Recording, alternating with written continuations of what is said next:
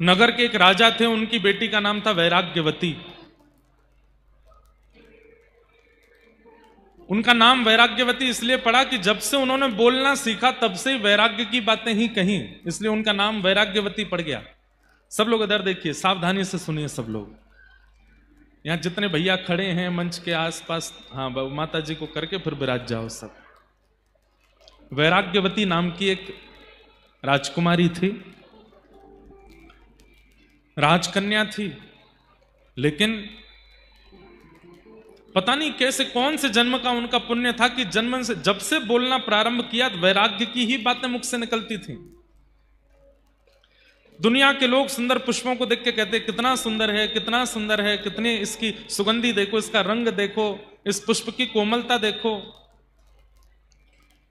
वैराग्यवती कहती सर्दियों को आने दो, पतझड़ का मौसम आएगा, सारी सुंदरता निकल जाएगी इसकी। घर के बड़े लोग कहते तू कैसी बात करती है, तेरे पास और कोई बातें ही नहीं होती। अब घर में रिश्तेदार के रूप में नव विवाहित जोड़ा आते, वो आकर के प्रणाम करते, बोले आप हमें आशीर्वाद दो, हम दोनों की जोड़ी सदा बनी रहे। वैराग्यवती आ जाती, वहां पर भी वैराग्य की बातें करने लगती। संबंध कोई विशेष नहीं है, तुम दोनों विवाह करके आए हो। हर जगह वैराग्य की बात करती थी, इसलिए उसका नाम वैराग्यवती। एक समय आने पर तो राजा ने छोटी सी कुटिया बनाकर के महल के बाहर उनका निवास बना दिया। बोले तुम यहीं रहो, और पूरे दिन क्या करती, केवल ठाकुर जी का स्मरण।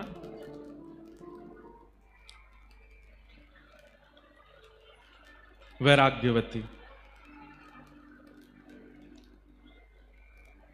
ठाकुर जी का स्मरण करती और कोई उसके पास चर्चा नहीं होती। एक दिन अपनी कुटिया में बैठी थी, नाम की कुटिया थी क्योंकि राजा की पुत्री है तो सब प्रकार सारे सुख थे उसके पास, पिता ने सारी व्यवस्था कर रखी थी, सोने चांदी के बर्तन दे रखे हैं, सब कुछ दे रखा है, सब कुछ व्यवस्थित था उनके पास। तो एक बार एक चोर आया, ध्यान से सुनिएगा, और उस चोर को पता चला कि राजा के यहां पहुंचना तो बहुत मुश्किल है, महल में रहते हैं, बहुत लोग पहरेदारी में रहते हैं, पर ये राजा की पुत्री है वैराग्यवती, ये बाहर रहती है, और हमने सुना है इसके पास भी इतना धन तो है इसकी कुटिया में कि अगर चोरी कर लिया जाए तो हमारा कम से कम 1-1.5 साल का तो पोषण हो ही जाएगा। तो वो चोर जैसे ही वैराग्यवती की कुटिया में प्रवेश करने लगा तो वैराग्यवती उस समय ठाकुर जी की पूजा करके कुछ प्रार्थना कर रही थी, तो उसने सुना ये बोल क्या रही है। तो वैराग्यवती बोल रही थी, ठाकुर जी मुझे संसार से वैराग्य हो गया, माता पिता परिवार सबने मुझे दूर कर दिया, आपकी बड़ी कृपा, आपकी कृपा से सब मुझसे दूर हो गए, बस अब मुझे एक की चाह है, आप मत मिलिए मुझे, पर मेरे जीवन में एक सदगुरु भेज दीजिए, जिन गुरु की कृपा से मैं आपको प्राप्त कर सकूं, ऐसे गुरु मेरे जीवन में भेज दीजिए, गुरु कृपा मुझ पर करवा दीजिए। और ठाकुर जी से बस प्रार्थना करती रहती, मुझे गुरु कब मिलेंगे, मेरे सदगुरु कहां होंगे, मेरे गुरु कब कृपा करने के लिए मेरे ऊपर आएंगे। तभी वो चोर पहुंच गया और चोर ने सुन लिया। चोर ने मन में विचार किया, ये गुरु खोज रही है, भेष ही तो बदलना है, मैं बन के चला जाता हूं। धोती पहन करके, सिर पर बढ़िया त्रिपुंड लगा करके और हाथ गले में कुछ मालाएं डाल करके, झोला टांग करके तुरंत द्वार पर आ गए, और द्वार पर आकर के उस वैराग्यवती से कहने लगे, जल मिलेगा, हम बड़े प्यासे हैं, सीताराम जल मिलेगा। वैराग्यवती ने देखा, देख करके बोली, मेरे द्वार पर संत आए हैं, तुरंत जल लेकर के आई, और जल ला करके जैसे प्रस्तुत करने लगी तो वो चोर जो संत का रूप धारण करके बोला, अरे अरे सुनो, प्यास तो मुझे बहुत लगी है, लेकिन मेरा एक नियम है, क्या, मैं जब तक दीक्षा नहीं दे देता, जब तक अपना शिष्य नहीं बना देता, तब तक उसके हाथ से कुछ पाता नहीं हूं, मैं केवल शिष्यों के हाथ से ही जल पीता हूं, शिष्यों के हाथ से ही प्रसाद पाता हूं। अब प्यास तो मुझे बहुत लगी है, रात्रि का समय, सब सो रहे हैं, और तुम्हारे हाथ से पानी पीना है, प्यास तो बहुत लगी, लेकिन बिना शिष्य बनाए कैसे पीऊं।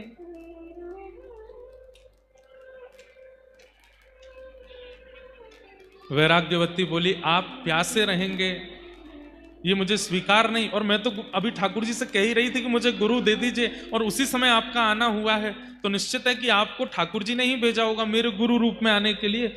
आप एक काम कीजिए, जल का पात्र बाद में आप पी लीजिएगा, मुझे दीक्षा दे दीजिए। हाँ, ये काम बढ़िया रहेगा, बैठो। और चोर ने अब उसको जो भी आता था मंत्र वंत्र बोलना, जो उसको राम नाम याद था या जो भी नाम याद था, कान में बोल दिया और गले में एक माला पहना दी, तिलक कर दिया, बोले आज से तुम मेरी शिष्या हो, लाओ अब जल पिलाओ। जलपान कर लिया। जलपान करने के बाद में गुरुजी बोले बेटा अब हमको आगे अपने आश्रम की ओर जाना है, और आश्रम का बहुत बड़ा उत्सव आ रहा है, उसकी व्यवस्था भी करनी है। जी गुरुदेव आप आज्ञा करो। बोले काम करो, तुम्हारे पास जितना भी द्रव्य है, जितना भी सब सामग्री है, सब लेके चलो और हमारे आश्रम में थोड़े सहायता करना। और हमारी गुरु दीक्षा का एक नियम और रह गया है, वो हम अभी करेंगे। क्या नियम है गुरुजी? बोले आप चलो। तो वैराग्यवती चल पड़ी, अपने घर का सारा सामान लेकर के, सारा धन धान्य लेकर के। अब तो गुरु मिल गए हैं, जो कहेंगे सब करूंगी। हम आपको ये बताना चाहते हैं कि गुरु के प्रति निष्ठा का फल ठाकुर जी कैसे प्रदान करते हैं। आजकल भी ऐसा सुनने में मिल जाता है, कई इंटरव्यूज में, कई जगह बड़े बड़े चैनलों पर भी लोग बोलते हैं संत जन आदि, कथा वक्ता आदि आदि आदि, ये तो सब बस लूट रहे हैं, इतना पैसा ले रहे हैं, इतना ये कर रहे हैं, यहां पैसा करते हैं। बहुत सावधानी से सुनो। अगर कोई इस मनस्थिति से कथा कर भी रहा है कि उसको धन कमाना है, कोई इस मनस्थिति से अगर शिष्य बना भी रहा है,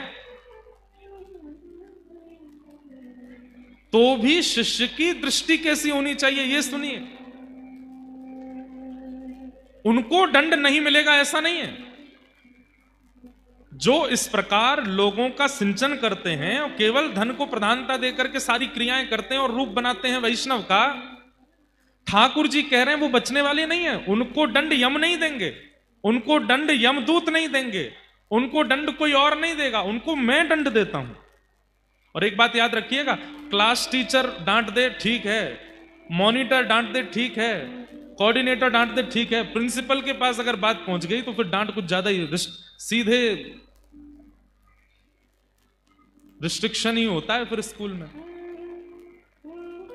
ठाकुर जी प्रिंसिपल हैं, सबको दंड नहीं देते। सबको दंड देने के लिए भगवान ने यमराज जी बैठा रखे हैं, सबको दंड देने के लिए ठाकुर जी ने, अरे भैया आ जाओ, ये जिनकी मैया है वो आ जाओ। हाँ रुको, कहां है, क्या नाम है बता दो, हम बुला दें।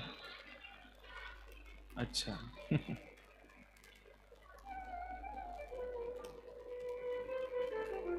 अद्भुत है, वाह।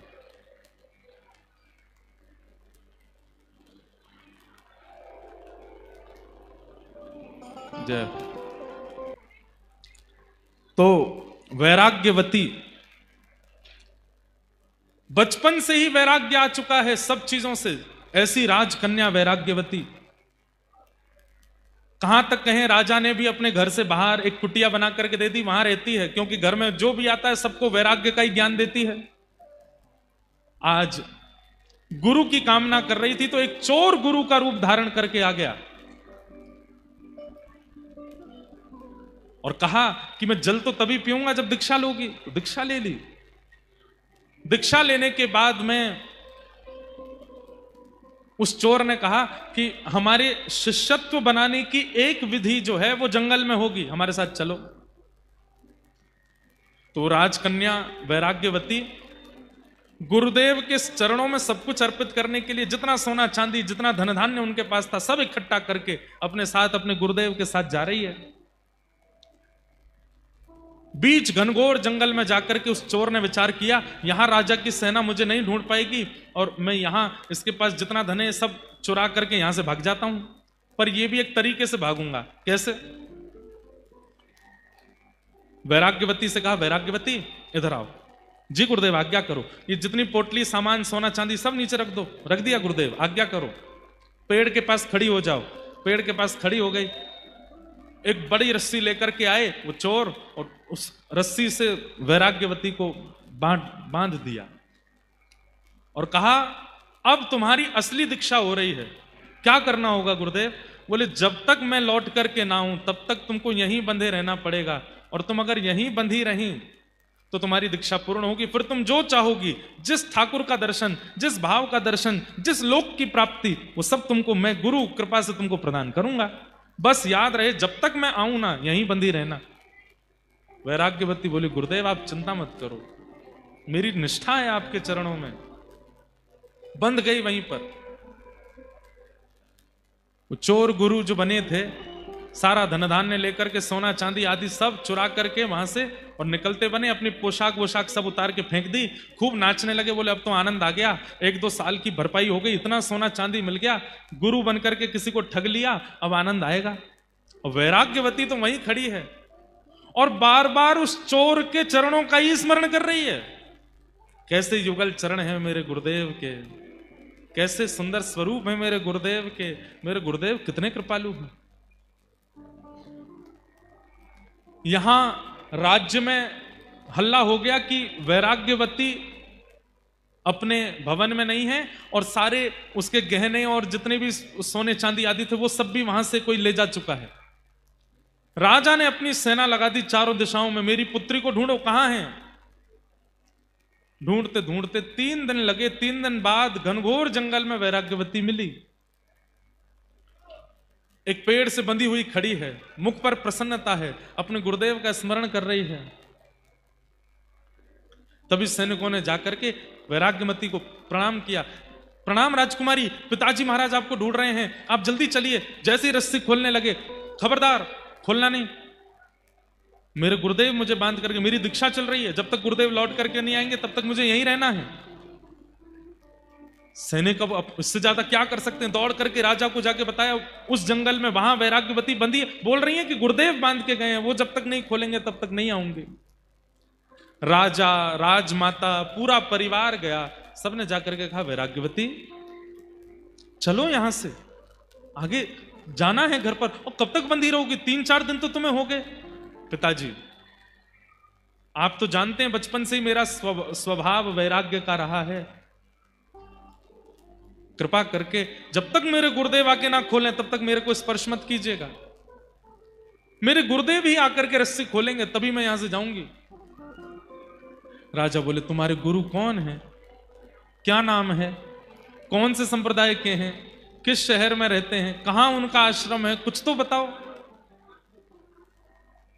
वैराग्यवती बोली ये तो मुझे नहीं पता। वो तुम्हें नहीं पता तो फिर कैसे चलेगा काम। मैंने गुरुदेव से नहीं पूछा, गुरुदेव बताएंगे तो मैं उसकी जानकारी रखूंगी, मैं अपने आप कैसे पूछ सकती हूं। राजा बोले क्या करें, बड़े बड़े आचार्य, बड़े बड़े राजघराने में जो संत महापुरुष थे सबने आकर के वैराग्यवती को समझाने का प्रयास किया। वैराग्यवती वो कोई गुरु नहीं है, वो ठग है, तुम्हारे सारे बर्तन लेकर के, सारे तुम्हारे आभूषण लेकर के भाग गया है, कोई गुरु रूप धारण करके आया, तुमको ऐसे ही परेशान करके चला गया है। वैराग्यवती बोली कृपा करके मेरे गुरुदेव के बारे में ऐसा मत बोलिए, वो मेरे गुरु हैं, वो चाहे तो मेरा सर्वस्व ले लें, मुझे कोई चिंता नहीं है।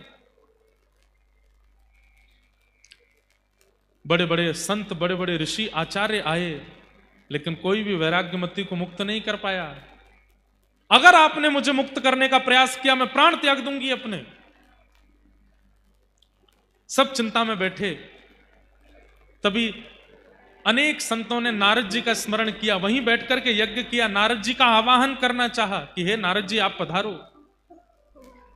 हाथ में करताल लेकर के, वीणा लेकर के श्री नारद जी प्रकट हो गए और प्रकट होकर के बोले कहिए क्या बात है। बोले कि हमारी पुत्री यहां पिछले करीब 10-12 दिनों से बंधी हुई है और कह रही है गुरु आके खोलेंगे तो ही मुक्त होंगी। नारद जी महाराज ने जाकर के कहा पुत्री मैं नारद हूं, देवदत्ताम मिमाम वीणाम स्वरत ब्रह्म विभूषिताम मूर्छयित्वा हरिकथाम गायमानस चराम्य हम। मैं देवदत्ता वीणा लेकर के जगह जगह ठाकुर जी का यश गाता हूं, मैं नारद हूं। मैं तुम्हें आज्ञा देता हूं ये रस्सी खोल दो, माता पिता परेशान हो रहे हैं तुम्हारे।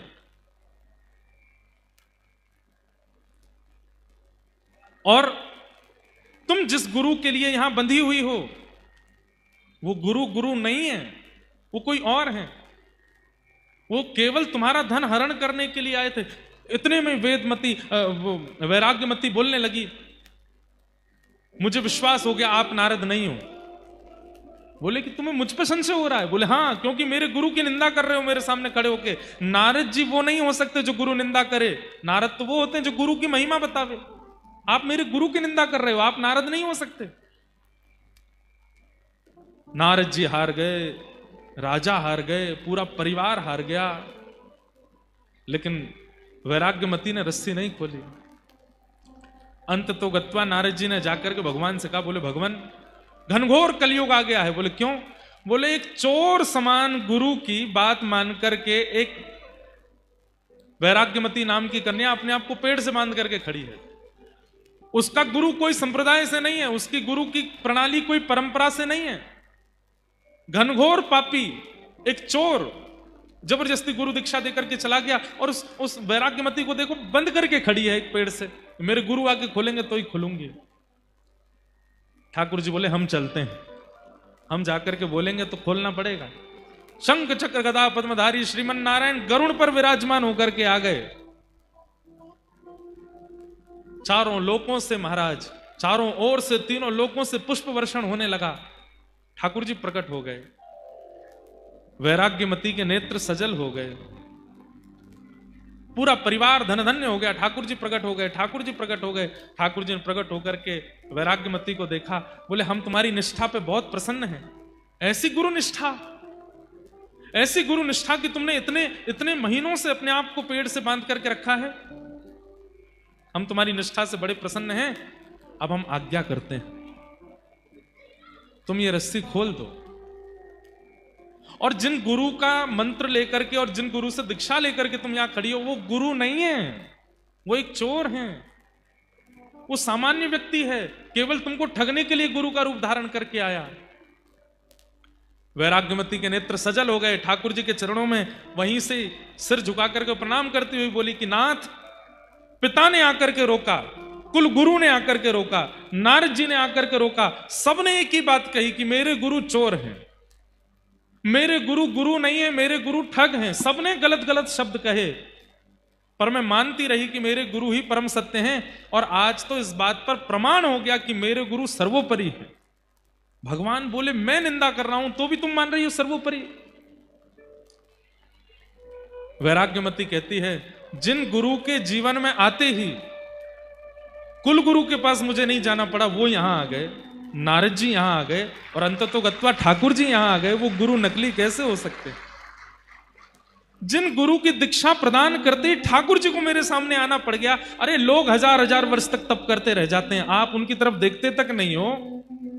यहां पर 11 दिन मुझे बंधे हुए पेड़ से, और मेरे गुरु बांध करके चले गए और बोल करके गए जब तक मैं ना आऊं तब तक खोलना नहीं। अगर मैंने पहले ही खोल दिया होता तो आज आपके दर्शन होते, नारद जी के दर्शन होते, इतने युग पुरुषों के दर्शन होते। ये मेरी गुरु की वाणी और ये मेरे गुरु की कृपा है। भगवान बोले जय हो, चलो अब हम आज्ञा कर रहे हैं, खोल दो। बोले ना, जब तक गुरु जी नहीं खोलेंगे तब तक नहीं आऊंगी। भगवान ने नारद जी को बोला, हे नारद क्या करो, हनुमान जी को बुलाओ। हनुमान जी आए। हनुमान जी के प्रकट होते ही वैराग्यमती बोली, अब तो और विश्वास हो गया कि मेरे गुरु जी, देखो हनुमान जी भी आ गए। अरे हमने इनको अपने काम से बुलाया। बोले किसी भी काम से बुलाया, दर्शन तो मुझे हो रहे हैं ना। अरे हनुमान जी बड़ी दिक्कत आ गई है, तुम एक काम करो। हनुमान जी बोले क्या करना है? इसके गुरु जी खोज के लाओ। हनुमान जी गए, वैराग्यमती अपने गुरु का परिचय दो। बोले परिचय कुछ नहीं पता, बस इतना पता वो मेरे गुरु हैं। कहां रहते हैं, क्या नाम है, क्या, कुछ नहीं। अरे 10 मिनट पहले दीक्षा हुई, 10 मिनट बाद गुरुजी बांध के चले गए, मुझे कुछ नहीं पता उनके बारे में। और देखो इतनी कम जानकारी होते हुए भी कैसी गुरु कृपा हुई मेरे ऊपर। भगवान से हनुमान जी बोले क्या करना है भगवान, ये तो बावली है गुरु के पीछे। हनुमान जी इसके गुरु को खोजना है, और वास्तविक में वो सिद्धियों से ही पता चलेगा इसके गुरु कहां हैं। तो आप अपनी अष्ट सिद्धियों को प्रकट करके थोड़ा विचार कीजिए, ढूंढिए कि इसके गुरु कहां हैं। हनुमान जी ने अपनी नवनिधि अष्ट सिद्धियों को प्रकट किया और अपने मंत्र शक्ति से ढूंढा। तो ढूंढते अरे राम राम राम राम, क्या हुआ? बोले पास के राज्य में एक नगर सेठ है, उसके यहां पर चोरी कर रहे हैं इसके गुरुजी। बोले वही हैं इसके गुरुजी, लेके आओ। बोले चोर गुरुजी हैं? बोले हाँ। इतने में ही हनुमान जी महाराज तो अंतर ध्यान हुए, गदा लेकर के तुरंत प्रकट हो गए। गुरुजी यहां तिजोरी में से सामान निकाल रहे थे, पीछे मुड़ करके देखा तो पवन पुत्र हनुमान। हनुमान जी को देख करके गुरुजी, हे भगवान आप कैसे आ गए? हनुमान जी बोले चलो हमारे साथ, तुमको ले जाने आए हैं। बोले कि मैंने तो उम्मीद रखी थी कि यमदूत आएंगे, लेकिन आप आए हो, रामदूत आए हैं। मैंने ऐसे ऐसे काम किए कि मुझे तो लगा कि यमदूत ही आएंगे मुझको लेने, लेकिन आप आ गए नाथ, बड़ी कृपा। हनुमान जी लेकर के पहुंचे। जैसे ही प्रकट हुए हनुमान जी गुरु जी को लेकर के, आहा, शंख चक्र गदा पद्म धारण करके गरुण जी पर भगवान बैठे हैं, नारद जी बैठे हैं, बड़े बड़े देवता बैठे हैं, और सारा राजवंश खड़ा है, और एक पेड़ से बंधी हुई वैराग्यमती खड़ी है।